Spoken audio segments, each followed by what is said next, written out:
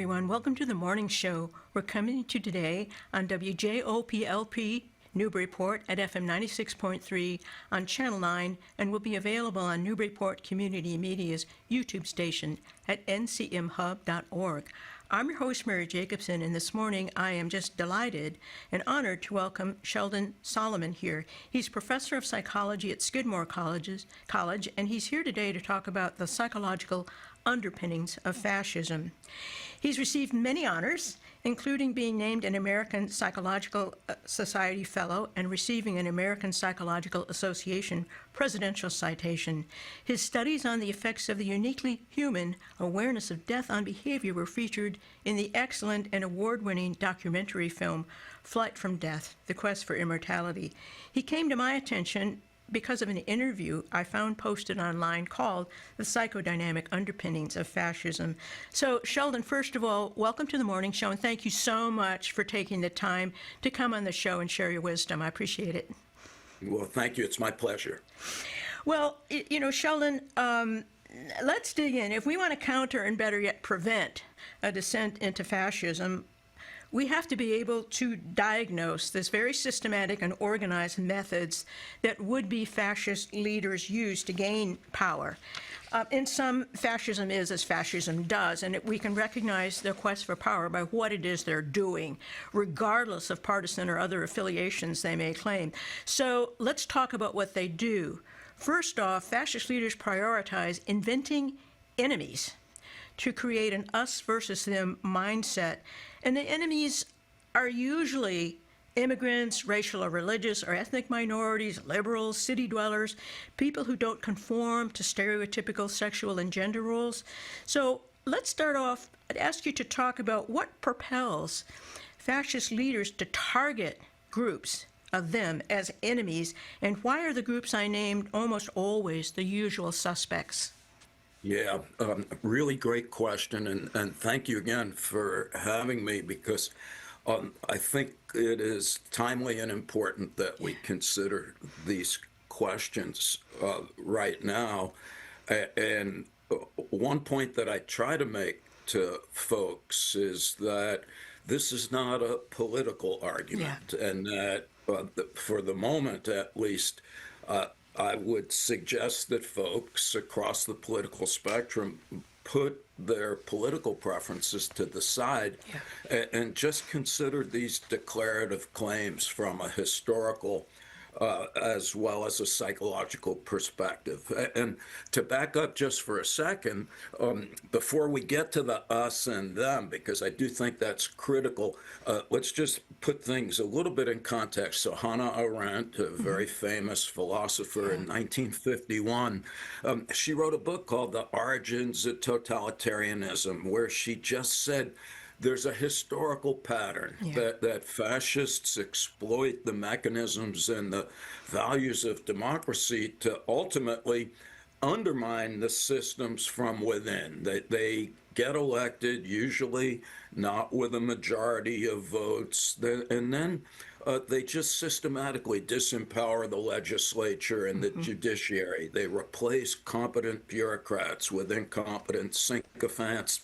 They destroy the free press. They openly disparage knowledge and expertise, in part by destroying public education and replacing it with like political and religious and economic indoctrination. And everyone's aware Hitler did this in Germany, Stalin in Russia, Putin in Russia today, Mussolini in Italy, and as horrific as this may sound to some folks, this is happening in our country while we speak, that President Donald Trump is in the process of undermining American democracy and replacing it with a fascist dictatorship.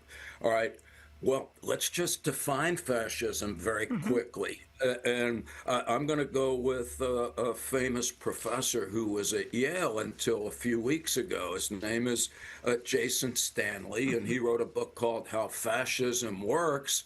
And he's so concerned that it's happening here that he left Yale Yeah. and is now a professor at the University of Toronto.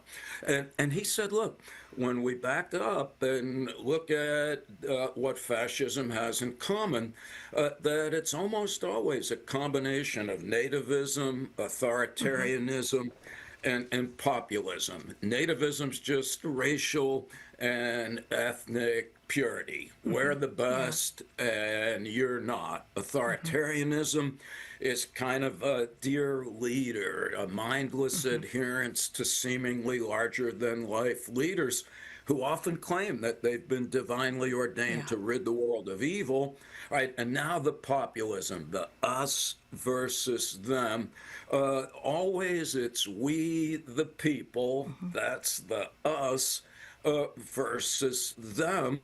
And I want to read a sentence from Jason's book because I think it sums up exactly what's happening when he says fascist politics aims to separate us into us versus them. And it transforms the shared understanding of reality by twisting the language of ideals through propaganda and promoting anti-intellectualism, attacking universities and educational systems that might challenge their ideas. And eventually, fascist politics create a state of unreality in which conspiracy theories and fake news replace reasoned debate. Yeah. All right, now back to your great question. What propels fascist leaders to make this us versus them? And what folks say, and I agree, is that it's all about control and being able to direct, deflect, and distract. Fascists designate others as enemies in order to control the fear and the anger of their followers. And we'll talk more about this, that arises from pervasive economic and psychological insecurity. And it's basically by directing fear and anger towards those who are declared to be not us, it distracts their followers from the fact that in reality, fascists care very little about the people who they proclaim to be working for. They have no intention of actually helping them, and they're exploiting them ultimately for their own political and economic benefits. And it is, they usually choose immigrants, folks that are racially different, religious or ethnic minorities, or city dwellers, primarily because they're recognizably different. And this, in turn, is perceived as psychologically and physically threatening, particularly specific historical moments. And so that would be my long-winded answer. Yeah, but excellent answer. And of course, that means if you teach people that they have something to fear from the out-group, then it encourages them to see you as their savior. They need you to protect them from the out-group because they've been trained, massaged into seeing them as dangerous. But, you know, following up on that, one of the things that I'm curious about is often these targeted enemy groups, they're people that before they were taught that they were dangerous, they live next door to the end group. They've been neighbors, they've been employees, they've been community members, people they may have even liked or at least tolerated until the leader identifies them as dangerous enemies. So how are people able to, in effect, erase whatever empathy or compassion they had just recently to overrule that familiarity with individuals and then to dehumanize them as a group of dangerous enemies who can be treated then in dehumanizing, often violent, and as we see today, very cruel ways? Yeah, you know, again, excellent and really important question. I'm a egghead, supposed scholar, and when we talk about these ideas in my classes, refer to a book by a guy named Amin Maalouf. It's called In the Name of Identity, Violence and the Need to Belong. It was written in 1998. And Malouf's point is exactly as you put it, and that is that under ideal circumstances, we have a great deal of empathy for the people around us because we ultimately see ourselves as connected by an overriding superordinate identity. Yeah. And so for those of us that were around in the aftermath of the September 11th, 2001 attacks on the United States, sometimes we just recognize that it doesn't matter what we look like or who we are. We are members of the same community. Yeah. Even the French newspaper Le Monde said we are all Americans at our very best. Human beings are uber social and uber altruistic to the people that we perceive as members of our tribe. But Maalouf points out that in historical moments of distress, what often happens is that a fascist leader is basically capable of dehumanizing the friends and neighbors and community members by basically declaring them to be a threatening outgroup. I know this sounds mystical, but I see fascists as alchemists of hate. Good phrase, yeah. Take fear and anger and insecurity that we'll again talk about momentarily about how it typically arises, but they magically transform internal distress into hatred and hostility by projecting it onto others that we declare the all-encompassing repositories of evil, the eradication of which would make life on earth as it's purported to be in heaven. And so it really is kind of a magical and quite unfortunate mechanism that's typically employed. So Hitler, it was the gypsies and the Jews. For Stalin and Mussolini, it was ethnic minorities.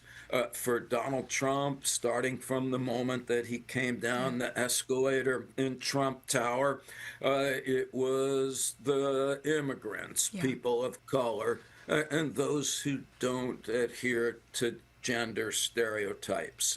And so I guess to go back to the question, it is a psychological sledgehammer based on a deflection of fear and rage, but it is ultimately the reason why people in psychological distress are able to kind of circle the wagons and refer to themselves as the us, is that we need them in order to have something to direct our distress and hostility towards. Yeah. That phrase, alchemy of hate, is very powerful and very suggestive. And it also underscores how malleable the human mind really is. That we can be lobbied and propagandized into ways of thinking and ways of being that might have shocked us just a short time ago. But, you know, the other thing that I wanted to follow up on is there are circumstances under which this kind of alchemy of hate germinates better than at other times. And that's what I wanted to ask you to talk about. What social, economic, and emotional conditions, like the 1930s in Germany, for example, post-World War I, that's one famously studied example, but what are the conditions that serve as fertilizer, so to speak, for people to become susceptible to the kind of manipulations into us versus them that we've been talking about? Yeah, so again, very excellent and important question because um, uh, what a lot of scholars point out, and I think that this is important. We had Henry Ford saying history is bunk, Yeah. but it's not bunk. No. Um, History, in fact, provides us with the capacity to step back and to look at what are the social, economic, and emotional conditions that are the substrate for these kinds of circumstances. And here I'm compelled by a scholar, a guy named Peter Turchin, who wrote a book in 2023 that's called End Times, Elites, Counter-Elites, and the Path of Political Disintegration. Right? And Turchin, it's not a political argument. He is basically a biologist who studies the way that human societies are organized and how they proceed over time. And what he argues is that complex societies have a predictable historical trajectory. And I'm going to be simple-minded here because he says that it's ultimately a function of income inequality. He also talks about what he calls elite overproduction, which is when there's too many people groping for the same number of positions and power. But for our purposes, let's just stick with income inequality. Turchin's point, and he was saying in 2010 or so, that he predicted that America would collapse right around now, again, based on a mathematical investigation of the relationship between what happens to the wealthy with regard to what happens to the not so wealthy. And what he notes is that when the rich people are getting richer and when poor people are getting commensurately better off, that societies can often be quite stable and quite satisfied. In other words, people of modest means, as long as they have enough to exist, they're not bitter and envious when those that are wealthy are doing better. When the rising tide lifts all boats, even those of us in the little rowboats are pretty happy. Right. On the other hand, when the rich are getting richer and the poor are either staying the same or getting poorer, he calls that immiseration, which is just a fancy word for miserable. And his point is that it's not just psychological. He's like, hey, and all of this is based on statistics, and he has a large data set of over 200 different societies. And he's like, look, when the poor people are getting poorer while the rich people get rich, they're not only unhappy, but they're physically shorter, they're not as tall, and they live less. Their lifespans go down, and they get unhappy, they get angry, they self-medicate. And it is in these moments, this is a very fertile set of psychosocial grounds for the emergence of populist leaders that can go in one of two directions. So the good news, even though Turchin's point is historically this does not end well, right? But every once in a while, rising inequality creates sufficient distress that political leaders, often in conjunction with those in economic power, they decide to restore social stability through the equitable distribution of material resources. English translation, progressive taxation, and the development of a strong social safety net. And so often people point out that, and Turchin uses this as an example, the World War II, the election of FDR did not have to end the way that it did. Republicans loved Hitler. Henry Ford's picture was in Hitler's office. Lindbergh was a big fan. Yeah. All right, but in that case, we moved in the direction of FDR, in part because people voted for him, but in large measure because those in possession of large chunks of money were willing to give up a lot of it in order to foster social Yeah. stability. All right, but more often than not, it goes in the fascist direction, Yeah. according to Churchin, because populist leaders make successful emotional appeals to the impoverished. They are able to mitigate psychological anguish by saying, look, we're the best, and Yeah. I'll tell you who's making things bad. But what they're actually doing is colluding with amoral and corrupt corporate entities in order to keep stepping on what Turchin called the wealth pump.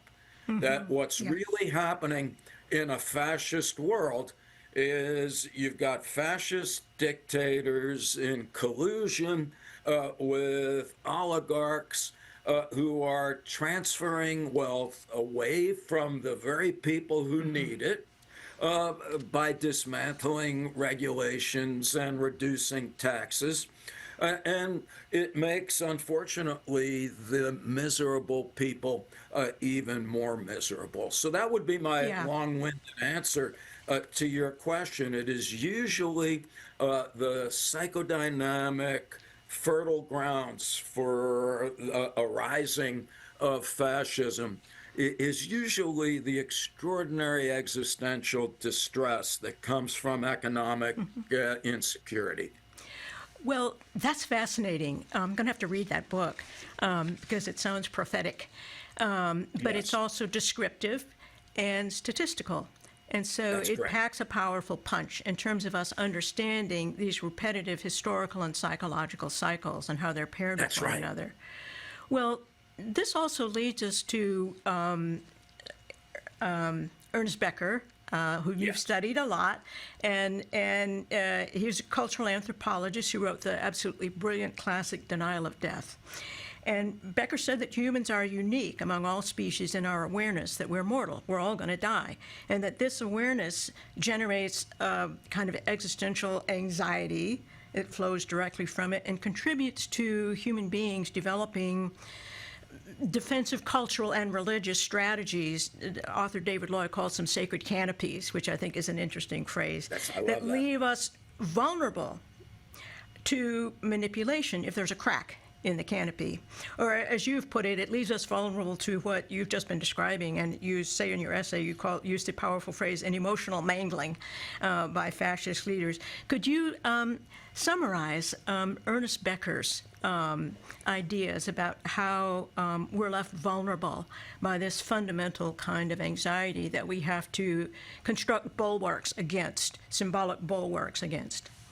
Yeah, again, very nicely done. If I pass out, you can take over my classes because Please don't. that was a great description. Becker, I think that's wonderful in a proverbial nutshell. Just Yeah. Becker said in his book, The Denial of Death, Yeah. that, humans are in some ways similar to all forms of life in that we're biologically constructed Yeah. to want to survive. All right, but we're smart enough to realize not only that we're going to die someday, but we can die at any time for reasons that we can't anticipate or control, and that we're breathing pieces of defecating meat that are no Yeah. more significant than lizards or potatoes. That gives rise to potentially debilitating existential terror that we manage by embracing, as you pointed out, cultural worldviews that give us a sense that we're persons of value in a world of meaning, and thus safe in this world with the very real prospect of immortality in the next, either literally through the heavens and afterlives of the world's great religions, or symbolically, just knowing that some aspect of ourselves will persist over time. Maybe our kids, maybe our money, maybe the nation that we partake of. And so, in general, when things are going well, according to Becker, everything is fine. Psychological equanimity it prevails because the current vision of reality seems to be compelling. All right, but Becker pointed out, and here he's following Max Weber, the German sociologist who coined the term charismatic leader, that in times of uncertainty, historical, be it war, depression, or even just psychological disability, that it's under these conditions where we begin to doubt the veracity of our cultural worldview that we are prone to being attracted to a charismatic leader. Basically, they seem to be superhuman. And just as I said earlier, they often appear to be divinely ordained to rid the world of evil. And Becker added to that that what underlies all of that is existential anxiety. It's when death is on our minds, either consciously or not, that we, and when I say we, I mean all of us. We're not trying to declare ourselves to be impassioned observers that are not equally prone to these phenomena. But in times of trouble, we are more prone to embrace, in a very mindless fashion, folks who appear to be those kinds of larger than life people, like Hitler, who said, I could make Germany great again, to now President Trump, only I can fix it. I like here a guy named Eric Hoffer, who in 1951 wrote a book called The True Believer. And he just said, hey, the primary impetus for why we tend to grope for fascists is when we are experiencing grave insecurity, economic and psychological. And he's like, we become desperate. We need something to live for. All right, well, then you have a charismatic leader who confidently proposes that only they can fix it and that they can help everybody become great again. All right, so our work, we're experimental social psychologists, so I'm just an egghead scholar. Some folks might be listening to us saying, wow, these are just opinions. How do we know if this is true?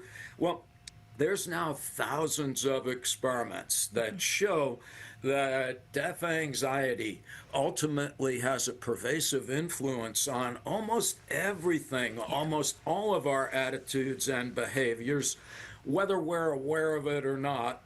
And this includes our political preferences. So we do experiments where we remind people that they're going to die. Sometimes it's in the lab. We just say, write down your thoughts and feelings about dying. Sometimes we go outside of the lab and we stop some people in front of a funeral parlor and other people 100 meters to either side, thinking if you're talking in front of a funeral parlor, death is on your mind, whether you know it or not. And then finally, sometimes we're back in the lab. We have people read stuff on their computer while we flash the word death so fast that you don't even know that it's been blasted into your cranium. All right, well, when that happens, when death is on our mind, it has really, I think, shocking effects on our political preferences. We started this line of work in the early 2000s when George W. Bush, who was president after 9/11, before 9/11, he had the lowest approval rating of any president in America before 9/11. 3 weeks later, after 9/11, he said that he thought God had chosen him to rid the world of evil. And then he had the highest approval rating, even among Democrats. So we did a bunch of studies all over America. And sure enough, Americans did not care for Bush or his policies in Iraq in a psychologically benign state of mind. But when we reminded them of death first, they liked him a lot. Yeah. So John Kerry was running against George Bush in 2004. People liked Kerry more than Bush in control conditions, but when death was on their mind, they liked Bush more than Kerry. All right, ditto for Donald Trump. Fast forward to 2016. In our samples, Americans liked Hillary Clinton more than Donald Trump when they were in a benign state of mind. But when reminded of death first, their opinion of Donald Trump went up significantly, and was their inclination to vote for him. Similarly, we have shown that when Americans are reminded or asked to think about immigrants moving into their neighborhood or mosques being built in their town, that makes unconscious death thoughts come more readily to mind, and that in turn increased in these experiments support for Donald Trump. So my point here is that when we say that death anxiety underlies or amplifies the appeal of fascist leaders, this is not just a statement of opinion. It has been verified through traditional scientific methods. All right, but Hoffer goes on to say, he's like, look, charismatic leaders they're not necessarily overly intelligent. They're not original. But they just have, I'll read a line or two of Hoffer because I think it's just so poignantly profound. He says that they have an audacity and a joy in defiance, a fanatical conviction that they're the only ones that possess the truth. Faith in destiny and luck, a capacity for passionate hatred, contempt for the present, a cunning estimate of human nature, a delight in symbols and spectacles, arrogant gestures, complete disregard of the opinion of others, single-handed defiance of the world. And then he adds, and some deliberate misrepresentation of facts. Right? And now the emotional mangling and intellectual lobotomy, because back to what I said earlier, what the fascists do is take the legitimate anxiety and insecurity of their followers and convert it into hatred and hostility towards the people that are declared to be different. There's the emotional mangling. And then they erect what Hoffer called a fact-proof screen between their supporters and the rest of the world. And basically, that's what I would declare to be an intellectual lobotomy of sorts. Yeah. But, I mean, it's really fascinating, and I'm putting together a reading list now based on our conversations, Sheldon, but that also enables people, one way to deal with that kind of awareness of mortality and the dread that comes with it is to then feel like you're part of a movement. You attach then to a strong, this is strong man, quote unquote, because there's many ways of defining what strong is, but a manipulative leader, let's say, who encourage you to identify with them and feel like you're part of a movement, even though, as you've said earlier, they don't really care about your well-being, but they do care about having power over you and your subservience and your belief that they are the only ones who can lead you to a kind of a promised land, the Make America Great Again, or the, what Hitler talked about, the Reich. And so people derive a great benefit from the sense of significance of their own lives. Absolutely. And this pairs with the idea of the extreme economic inequality. I read, I may not know the name right, but there was a psychologist, I think her name was Lynn Sanford. She's local to this area, but she defined your sense of significance as being analogous to how you're treated when you arrive late to a party. And if you're greeted at the door and people say, "Oh, thank God you're here. Now the real festivity can begin," then that's your sense of significance.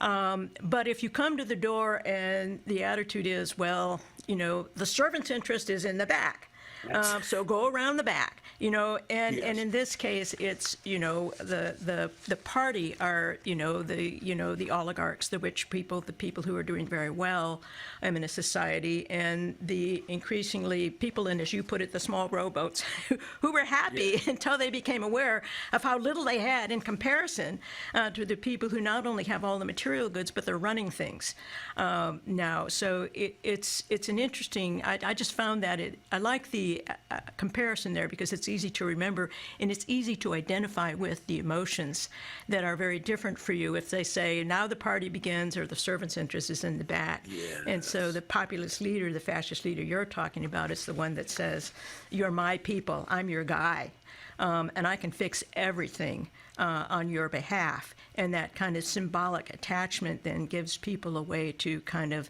salve their wounded mortality fears and also their wounded egos and their lack of a sense of significance, because then they can share. But you just described beautifully that sense of defiance and anger. And the kind of we, the insiders, the us inside a fascist leaders movement, we're important and we're powerful and we can crush these dangerous others who are attempting to take what you have and you deserve to have. So it's so helpful to gain the kind of understanding of how our minds work. Sheldon, I can't tell you how much I appreciate your explaining it, because to me it seems like that's the only way out. Really, it's for us to really understand the dynamics and how we're all, as you said, it's not just some people, it's all of us. We can all be vulnerable under certain circumstances. And a lot of the subliminal kind of fear of death or awareness of death, it is subliminal.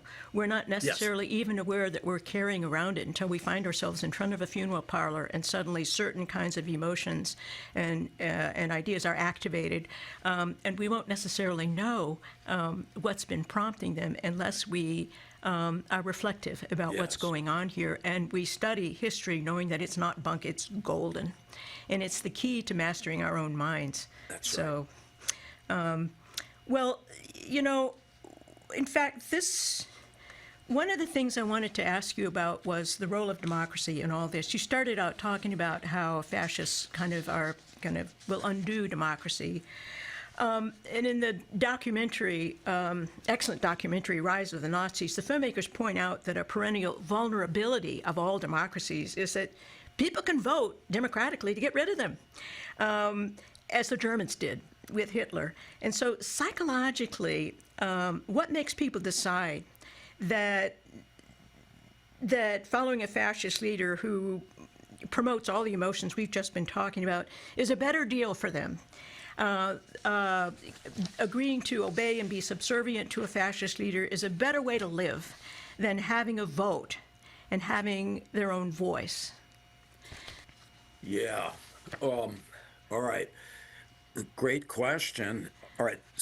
Back to what Turchin talked about, that it is ultimately the result of distress, right? But we got to do a little bit more, because actual democracy, as some people put it, there's a guy named, let me be sure I have his name. I think it's Sean Rosenberg. Let me scroll here, because I think for folks that are interested in these ideas, we got to get Sean Rosenberg, who talks about democracy and why it's so difficult to maintain. Yeah. And the point that he makes that I find compelling is that democracy requires that we use all of our brain. So there was a guy named Daniel Kahneman. He was a psychologist at Princeton. Yeah. And he was the first psychologist to win a Nobel Prize. And it was in a book, Thinking Fast and Slow. And he said, look, there's two separate mental systems that he calls them system one, that's fast thinking, and system two, that's slow thinking. And basically, system one is highly intuitive, and basically when you're on autopilot, and it just is it's intuitive, it's automatic, it's impulsive, and it's prone to error because it's basically based on imagination and intuition. All right, then we've got system two, a slow thinking.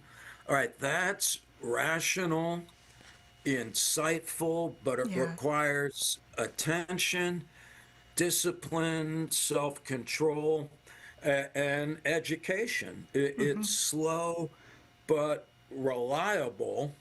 And basically, if we had more time, I would want to talk at length about why ideally we need both systems operating simultaneously. But in times of distress, when the fascists jump in, they cripple the slow thinking. They literally reduce their followers and people in general to psychological rubble. And that's when democracies are prone to be voted out by their own constituents. Yeah. Yeah, that's fascinating. Thank you for that, Sheldon. I appreciate it. I could talk to you all day, but we don't have all day. You may have a life to get back to, but there's one, and I don't have any easy questions for you. And I have a challenging one here to end with, because sometimes, Sheldon, it appears to me that we're caught in a repetitive historical cycle, that democracy and fascism are kind of yoked together, like yin and yang almost. In other words, when democracy fails to fulfill economic and social and emotional needs, as it wants to do, fascism will rush in, as we've been describing, to fill that void. And when fascism ultimately fails, because it's founded on unreality and inhumanity to multitudes, then democracy can be refurgent until it hits its limitations again. So, first of all, do you agree with me that it appears we're in these historical cycles? It appears like it's much of what we've been talking about. And do you see a way to break the cycle going forward? Well, okay, so to be silly, if we could do that, we'd be drinking rum out of a coconut on the beach with our Nobel Prize. Well, Next year. Yeah, but that, to me, that is the proverbial $10,000 question. What is it that we can do? And so the bad news first, Turchin's point is things don't always end well. And, Robert J. Lifton, a psychohistorian, said that human beings may have the ignominious distinction of being the first form of life to be responsible for our own extinction. Yeah. All right, that's the bad news. All right, the good news, though, is human beings, we have a great history of extricating ourselves from a lot of genuinely existential crises by understanding what underlies them. So the example I like, because most folks can relate to it, is the plague in the Middle Ages, when we thought that it was because of evil spirits and we were dipping people in hot and cold water. It didn't do much. Yeah. But then we realized it was, because of germs. And that, in turn, led to the development of penicillin and modern medicine, and why people like you and I are still somewhat upright and sentient today. And so the point that I like to make is that, if we can step back and realize that some of humankind's most unsavory characteristics are malignant manifestations of repressed death anxiety, well, that gives us some clues about how to proceed. Because Albert Camus said, come to terms with death, thereafter, anything is possible. If we had more time, we'd talk about research suggesting that at the individual level, when conscious and unconscious death anxiety is reduced, we become more kind and compassionate and less apt to succumb to the allure of fascist dictators. So I think that's one thing that needs to be attended to. Another is, though, to recognize the structural factors that create and maintain the things that render the average individual miserable. That's what the conservatives these days, that's the so-called anti-woke, because basically woke is just the realization that you're not responsible for everything that's happening to you. It's also partly a function of how structural institutional forces impinge upon you. And so those need to be addressed. Well, how are we going to do that?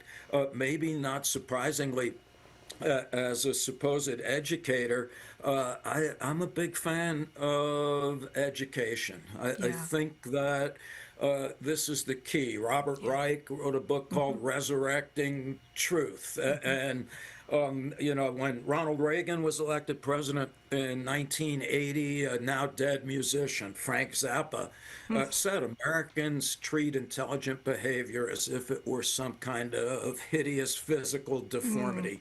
And I think that's where we're at. And Reich says, look, we can't normalize public lying. Almost everything that comes out of the face of a Republican politician or Fox News and other right-wing media sites is factually incorrect. Right? But in order to be able to recognize lies, he goes on to say every American has to have sufficient education to differentiate truth from falsehood and to be able to think critically about what they read and see. Remember, President Trump says, I love the poorly educated and don't believe what you're seeing or reading, just believe what I'm saying.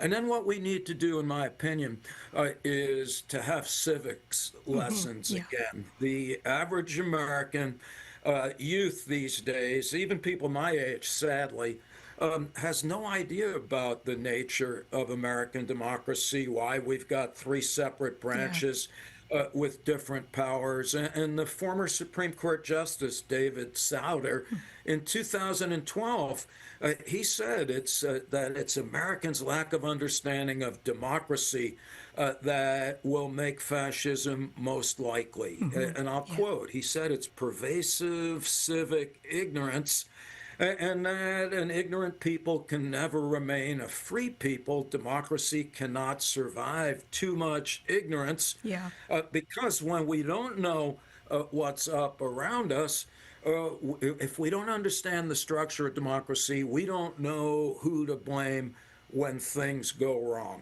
It turns out that most of what President Trump has done since his first day of office is either illegal or unconstitutional, and the average American is just blithely oblivious to that fact. And so we need to wake up, literally and figuratively. In other words, education is hope. Yes, it is. It is our last best hope. And to that end, thank you for educating us, Sheldon.